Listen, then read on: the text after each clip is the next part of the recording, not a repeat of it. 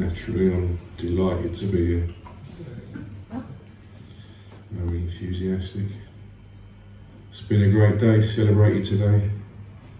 My boy turned 18.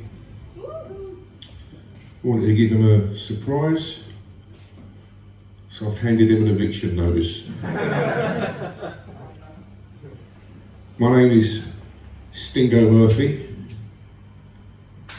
It's not my real name. It's one given to me by the Witness Protection Program. Had a choice of Murphy, Cohen, Patel,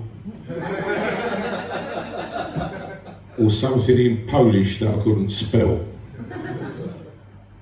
I was going to choose Cohen, but they told me I'd have to have a vasectomy as well, so I didn't fancy that. I think my wife chose the Polish name because I haven't been able to get in touch with her for a while.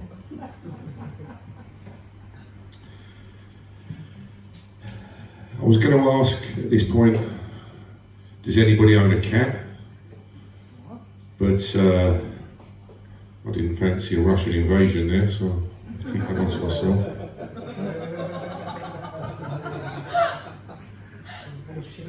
I come from a place called Harleston. It's a bit like Brixton, but without the good PR.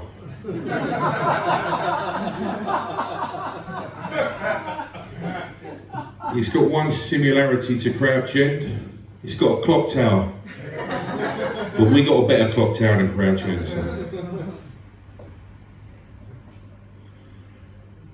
Growing up in Harleston was tough as an ethnic minority. Growing up, everyone was either Irish or from the Caribbean. That was Guinness or ganja. Friday night would be a case of either a punch up or an attack of the munchies. You know about that, don't you? The attack of the munchies. Every now and then you'd see somebody walking home with a black eye and a box of chicken. That's what we used to call a really good night out. My first girlfriend back in Harleston, she was a drug dealer. She didn't like me telling people that because she said working on a checkout in Boots did not make her a drug dealer. I couldn't really see that. And for me, being an ethnic minority back in them days, and having the benefit of white privilege, it meant I never got stopped and searched on the way home. But it also meant that all my friends knew this, so I had to carry their stash. And I turned out I ended up having the heaviest school bag in NW10.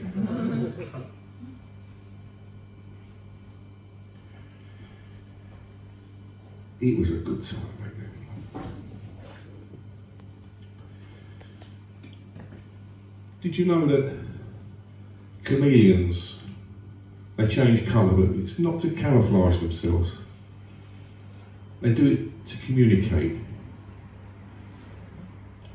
Now, I had a pet chameleon, and I had the world's only transparent chameleon, because it never wanted me to know what it was thinking.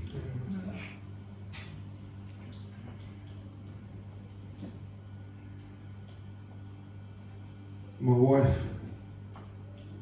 spends a lot of time online buying stuff.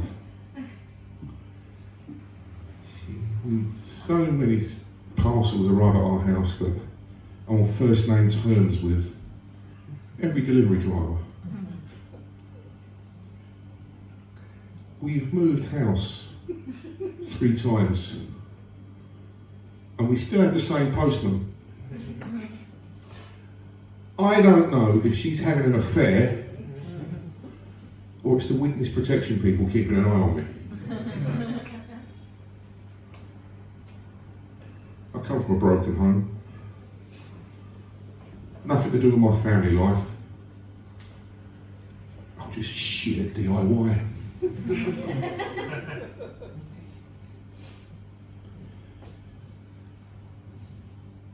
She came down the stairs the other night and she caught me watching Babe Station.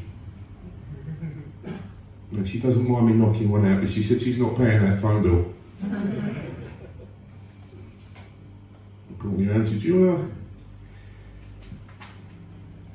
ever notice the porn from different countries is very different? You watch porn from America, it's all villas and swimming pools and leather sofas and marble floors. You watch porn from Japan and it's all actresses dressed as schoolgirls. You watch porn from the UK and it's always a blowjob in the back of a taxi.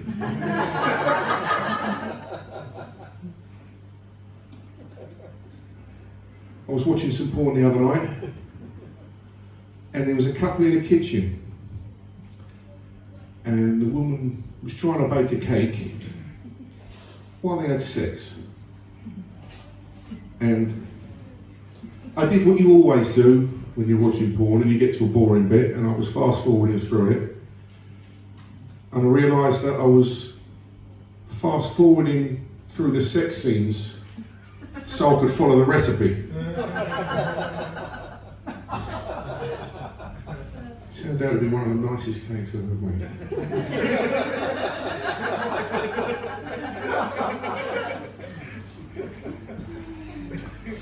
I rushed out from the station on the way here. I got stopped outside. There was a guy there, homeless guy. I thought, he's going to ask me for a few bob for a cup of tea. Spare any change, love? I was ready for that. Oh, no. He said, have you got £3 for a cappuccino? How do I get out of this? I pulled out a £50 note. I said, can you change this? He said, sorry, I don't accept cash, and pulled out a card reader. I was so taken back by that, I forgot my PIN. Walked down a little bit further. There was another homeless woman there. I got talking to her, and we got on well.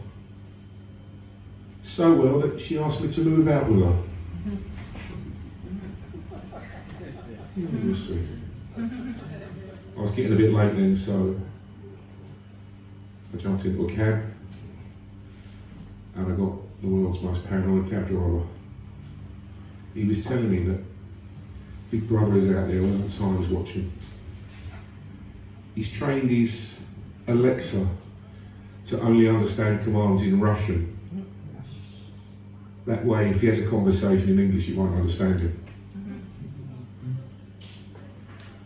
He carried on. He said, everywhere he goes, every turn he takes, Big Brother is watching. They know where he is at all times. I got out of the cab and I had to say to him, you do realise your dash cam's facing the wrong way. I wasn't too impressed with that one. I came in, I got here a bit early and I went away, but when I got here early they were still cleaning the toilets and I was desperate. I had to rush in there. And the cleaner was in there and I burst through the door. She said, you've got to go. I said, I can't help it, I can't wait, I'm desperate, I've got to go. And she stood there looking at me like that. I said, there's nothing to see here. She said, yeah, I noticed.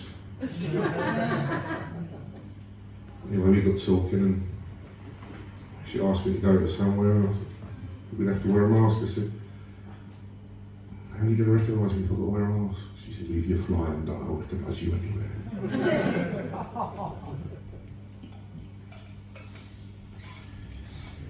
Went home the other night.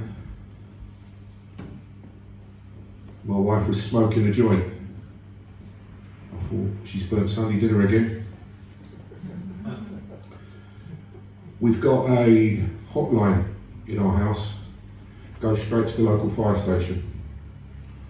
If any of our neighbours see any smoke in our street, the fire brigade phone up straight away to find out if I'm having a barbecue. Means I've got to put a few extra sausages on for them.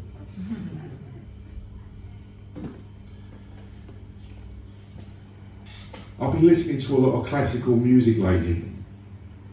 Or as you would have otherwise put it, I've been on hold at the doctor's surgery. Doctor always asks me really dumb questions. So I always am giving really smart ass answers. Do you smoke? Only when I'm on fire. When's the last time you smoked?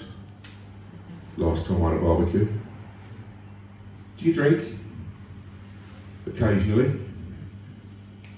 How occasionally? Every occasion.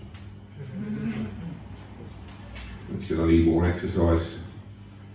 Told me to get a pet. So I've got a pet snail. I take it for walks.